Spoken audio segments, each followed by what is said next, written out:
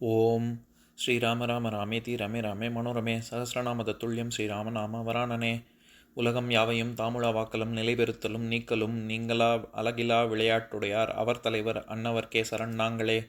எத்திர எத்திர ரகுநாத கீர்த்தனம் தத்திர தத்திர கிருத்தமாஸ்தகாஞ்சலிம் வாஷ்பவாரி பரிபூர்ணலோச்சனம் மாருதிம் நமது ராட்சசாந்தகம்.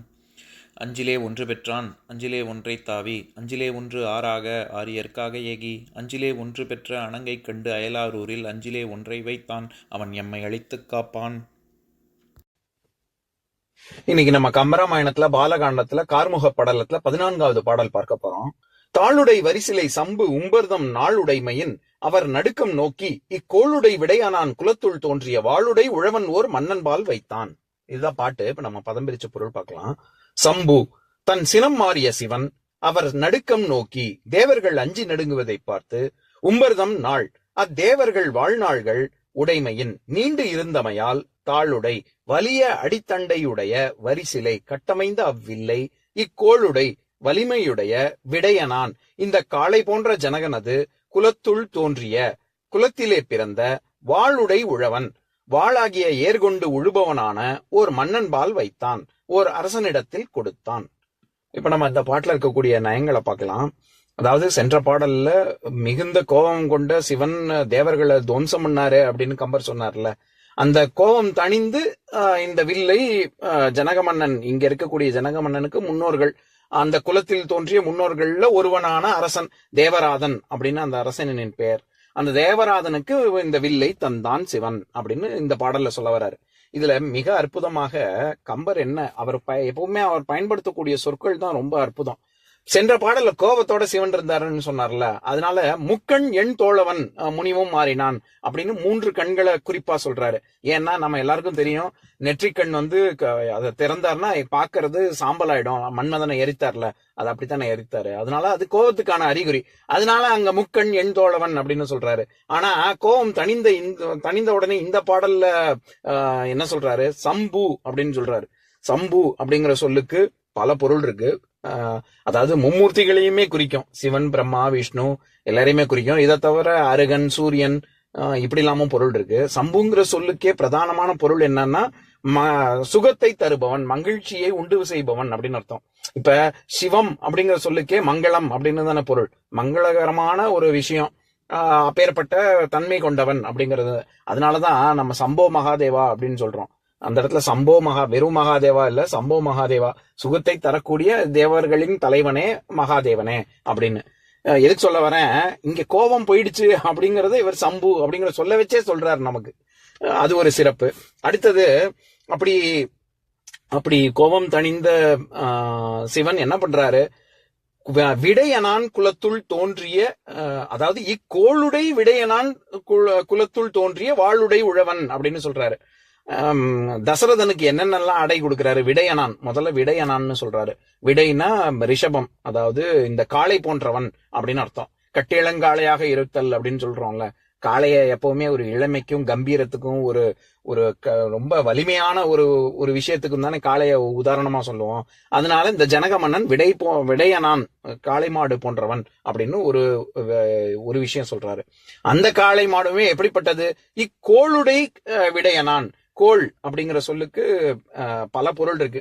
நம்ம எல்லாருக்கும் தெரிஞ்சது கொள்ளுதல் அப்படிங்கிறது. கடல் கோள் அப்படின்னு சொல்றோம்ல, கடல் நிலத்தை அபகரித்து செல்வது, அது கடல் கோள். கொள்ளுதல்ங்கிற பொருள் இருக்கு. அதை தவிர குறிக்கோள், மதிப்பு, தன்மை, அனுபவம், குரலை, தீமை, கொலை, பாம்பு, விஷம், ராகு, இப்படி எல்லாம் பல பொருள் இருக்கு. கிட்டத்தட்ட 15க்கும் மேற்பட்ட பொருள் இருக்கு.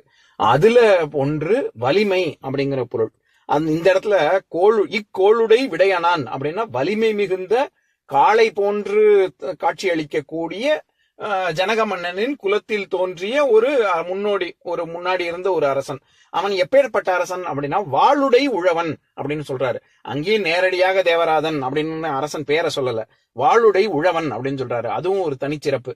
உழவன் ஏர் தானே வச்சிருப்பான், எங்க வாழ் வச்சிருப்பான். ஆனா வாளுடை உழவன்னா வாளை ஏர் போன்று செலுத்தி எப்படி நம்ம களையெல்லாம் பிடுங்கி செடிகளை காக்கக்கூடிய வல்லமை படைத்த உழவன் எப்படி இருக்கானோ, அந்த மாதிரி வாளை வைத்து யாரை தண்டிக்கணுமோ அவங்கள தண்டித்து, யார வளர்க்கணுமோ, மக்களுக்கு பாதுகாப்பு கொடுக்கணுமோ அவங்களுக்கு கொடுக்கக்கூடிய ஒரு அரசனாக தேவராஜன் இருந்ததுனால வாளுடை உழவன் அப்படின்னு சொல்றாரு. இது கம்பர் மட்டும் சொல்லக்கூடிய வார்த்தை பிரயோகம் இல்ல. பல இடங்கள்ல இதே மாதிரி சங்க இலக்கியம் பாடல்கள்ல இதே மாதிரி வரும். இப்போ குறிப்பாக புறநானூற்று பாடல் 368வது பாடல், அதாவது கழாத்தலையார் அப்படிங்கிற ஒரு புலவர் பாடிய பாடல். பாடப்பட்ட அரசன் யார் மேல பாடியிருக்காருன்னா சேரமான் குடக்கோ நெடுஞ்சேரலாதன் அப்படிங்கிறவர். அதாவது அந்த அரசன் எப்படி ரொம்ப வலிமை வாய்ந்தவன் அப்படிங்கறத பத்தி வரக்கூடிய பாடல். அதுல வேற்பகடக்கை அப்படிங்கிற இன்னொரு அரசன், அவங்க 2 பேருக்கும் போர் நடந்து 2 பேருமே மடிந்து விடுவார்கள். மடியும் தருவாயில இருக்கும் பொழுது அங்க பாணர்கள் ஏதாவது கிடைக்காதா, ராஜாவை பார்த்தா ஏதாவது கிடைக்காதா, தரமாட்டாரா அப்படின்னு சொல்லி அவங்க பாப்பாங்க. பாக்குற இடத்துல இப்படி போர்ல எக்கச்சக்க குதிரைகள், தேர்ப்படை, காலாட்படை எல்லாம் இறந்து பட்டு கிடக்கும். ராஜாவும் அதாவது சேரமான் குடக்கோ நெடுஞ்சேரலாதனும் சாக கிடப்பான். ஆனா குறிப்பால் அவனுடைய கழுத்துல இருக்கக்கூடிய மணிமாலையை நீ எடுத்துக்கோ அப்படின்னு பாணர்கள்ட்ட சொல்லக்கூடிய காட்சிய கழாத்தலையார் அப்படிங்கிற ஒரு புலவர் வர்ணிக்கக்கூடிய ஒரு பாடலாக அமையும். நான் அதுல ஒரு 3வது பத்தியை மட்டும் படிக்கிறேன் கேளுங்க. அதாவது அந்த பாடல் களிறு முகந்து பெயர்க்குவம் எனினே அப்படின்னு தொடங்கக்கூடிய பாடல். அதுல 3வது பத்தியில வரக்கூடியதை மட்டும் படிக்கிறேன். முகவை இன்மையின் உகவை இன்றி இறப்போர் இறங்கும் இன்னா வியன்களத்து ஆளாழி படுத்த வாளேர் உழவ கடா யானை கால்வழி அன்ன வெண்தொட தெடாரி தென்கண் தெளிர்ப்ப ஒற்றி பாடி வந்ததெல்லாம் கோடியர் முழவும் அருள் திருமணி மிடைந்த தோள் அறவுரள் ஆரம் முகக்குவம் எனவே அப்படிங்கிற பாடல். இதுல எதுக்காக இந்த பாடலை உதாரணமா சொல்றேன், இதுல அந்த அரசனை நெடுஞ்சேரலாதன் அப்படிங்கிற அரசனை என்னன்னு சொல்லி இவரை அட்ரஸ் பண்றாருன்னா வாளேர் உழவ அப்படின்னு சொல்லியிருப்பாரு. அதாவது நீ யானை கேட்கலான்னு வந்தேன், எல்லாம் இறந்து கிடக்கு, தேரு குதிரை இப்படி உங்ககிட்ட இல்லாத பொருளே கிடையாது, அப்படி எல்லாமே இருந்தது, அது எல்லாமே இங்க இப்ப இறந்துபட்டு கிடக்கே அப்படின்னு சொல்லி வருத்தத்துல அவர் தெரிவிக்கிறது. கொடுக்க ஒண்ணும் இல்லையே, நீ என்ன கொடுப்ப அப்படின்னு பார்த்தா கடைசியில நீ சாகும் பொழுது கூட கழுத்துல இருக்கக்கூடிய மாலைய நீ இது மணிமாலைய நீ அதாவது பாணர்களுக்கு கொடுக்கிறையே, எப்பேற்பட்ட வள்ளல் நீ அப்படின்னு வரக்கூடிய பாடல். அதுல வாளேர் உழவ அப்படின்னு சொல்லியிருப்பாரு. அதே மாதிரிதான் திருக்குறள்லயும் அதாவது பகை திறந்தெறிதல் அப்படிங்கிற ஒரு அதிகாரத்துல 2வது குறள், அதாவது திருக்குறள்ல 872வது குறள், வில்லேர் உழவர் பகை கொளினும் கொள்ளற்க சொல்லேர் உழவர் பகை அப்படின்னு. அதுக்கு பரிமேலழகரோட உரையை படிக்கிறேன் கேளுங்க. வில்லேர் உழவர் பகை கொளினும், ஒருவன் வில்லை ஏறாக உடைய உழவரோடு பகை கொண்டான் ஆயினும் சொல்லேர் உழவர் பகை கொள்ளற்க சொல்லை ஏறாக உடைய உழவரோடு பகை கொள்ளாதொழிக அப்படின்னு. இதுல என்ன சொல்லியிருப்பாருன்னா, ஒரு வில்லை ஆயுதமாக ஏந்தக்கூடிய ஒரு வீரனோட பகை கொண்டாலும் கொள்ளலாம், சொல்லை ஆயுதமாக கொண்ட அறிஞனோடு எப்பவுமே பகை பாராட்டக்கூடாது அப்படின்னு இதுல சொல்லியிருப்பாரு. எதுக்கு இதை சொல்ல வரேன், வில்லேர் உழவர், சொல்லேர் உழவர், வாளேர் உழவன், அந்த மாதிரி இங்க கம்பர் வாளுடை உழவன் அப்படின்னு சொல்லியிருக்காரு.